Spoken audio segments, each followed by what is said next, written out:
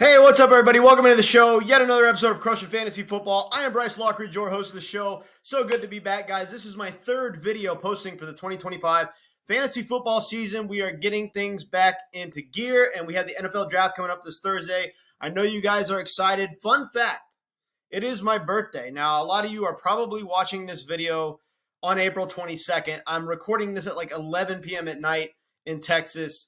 On the night of my birthday. So by the time y'all are watching this, it's probably the day after my birthday, but I just turned 36. Things are up and down, but got a lot of good things going in my life. So I'm definitely happy. Going to be rebooting this channel, posting a lot of fantasy football content going forward. And what I'm going to be doing this year, guys, is I am going to be drafting 500 best ball teams on Underdog. So I want you guys to follow me on this journey, and I want you guys to join me on this journey. And what I can promise you is this: either myself or one of you is going to win a major best ball tournament this year. Either myself or somebody in the Crushing Fantasy Football community is going to win a major best ball tournament this year. I'm going to make sure of that.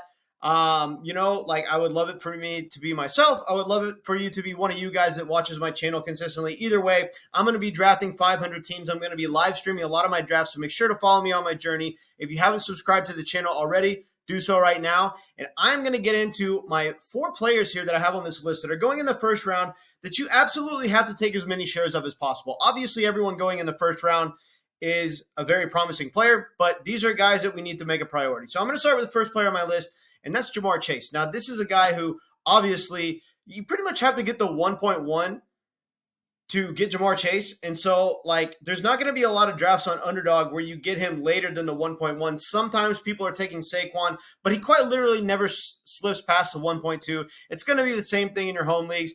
Whenever you get the number 1 overall pick, that's pretty much your chance to get Ja'Marr Chase. You need to draft this guy. Obviously, he's got all the talent in the world. He was the best player in fantasy last year for a reason. The big difference between him and Justin Jefferson is the quarterback situation. He's got an elite quarterback throwing on the ball, whereas Justin Jefferson, as great as he is, in my opinion, the best wide receiver in the NFL, he has a fluctuating quarterback situation over the past few years, and he's going to be dealing with the new quarterback this year, so it remains to be seen how he's going to do. I do love Justin Jefferson, and I'm going to get to that for a second, but Ja'Marr Chase, he's going at the 1.1 for a reason, and if you have the 1.1, take Ja'Marr Chase. Next player on my list is going to be the guy I was just talking about, Justin Jefferson. Now, there's going to be a lot of opportunities to get this guy with the 4th or 5th overall pick. This is massive, okay? This is a guy who we have now a massive sample size. Years in the NFL, this dude has been absolutely dominant. Before he went down, last year and was injured for quite some time, he had back-to-back 1,800 receiving yard seasons. This dude is an absolute monster. He's going to go off guaranteed. He's quarterback proof. He's probably the most talented wide receiver in the entire NFL, and he's absolute money for fantasy. And every single year, if you can draft this guy in the first round, you need to be doing it. Never pass on Justin Jefferson if he's available, all right? This is a priority in the first round. You need to draft this guy. Next player on my list is going to be Jahmyr Gibbs. Now, Jahmyr Gibbs obviously coming off an explosive season this past year. Dude absolutely went nuts. Even in a split backfield, he operates very much like a high-end running back 1. I mean, David Montgomery runs the ball up the middle for 4 or 5 yards, helps the offense move the ball, and then that gives Jahmyr Gibbs the opportunity to get around the edge, make huge explosive plays, get in the end zone like crazy, operate as an elite wide receiver like we all know he can be. This dude is absolute money.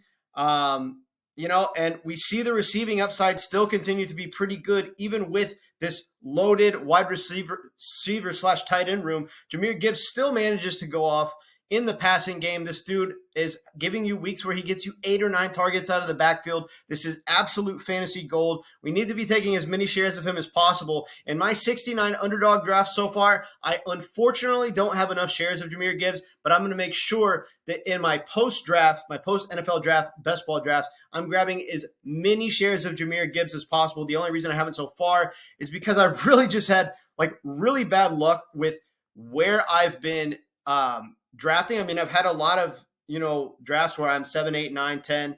I'm just not getting the top picks. And even over a 69 draft sample size, still haven't really gotten that many top 6 picks. I've had bad luck with that, but we know that that's going to even itself out. And I'm probably going to get a lot of 1 through 6 picks going forward because this evens itself out over hundreds of drafts. So I'm going to be taking a ton of the three guys I've talked about so far and a ton of Jahmyr Gibbs. Next player and final player I have here on my list is Malik Nabers. Now, people are starting to catch on, right? He definitely has a quarterback upgrade. Say what you want about Russell Wilson, but this is a massive quarterback upgrade, guys. Malik Nabers is going to go off. He has the upside to easily be the wide receiver 1 in fantasy. This can certainly happen. The only negative about Malik Nabers, and the reason that he's being taken in the back half of round 1, is because we're still not sure how good the offense is going to be. I would really like this team to draft another really good pass catcher to kind of help take some attention off Malik Nabers. But this dude is so dominant, so explosive that even if the game plan is to stop Malik Nabers, he could single-handedly dismantle you. Even if your entire game plan is to stop him, he's much like Ja'Marr Chase in that regard. There's really no answer for him, and now he's getting a quarterback upgrade. I love Malik Nabers to go off. I think he should be being drafted at the 1.6, the 1.7, the 1.8. A lot of drafts on Underdog, he's going at, the 1-2 turn. He's going either late in the first round or sometimes occasionally slipping to the beginning of the second. But this dude needs to be drafted higher. And by the time we get closer to the season, this guy's ADP is going to go up. He's going to be the consensus 1.6 by the time the season starts, going right after Jahmyr Gibbs and Justin Jefferson. He's going to be going as the 1.6, right? We're going to have Justin Jefferson, Jahmyr Gibbs, and CeeDee Lamb going right in front of him. And then it's going to be Malik Nabers. This is going to happen by the time the season starts. So make sure to be drafting as much as Malik Nabers as you possibly can right now while he's going late in the first round, as opposed to middle of the first round, which he's going to be as we get closer to the season.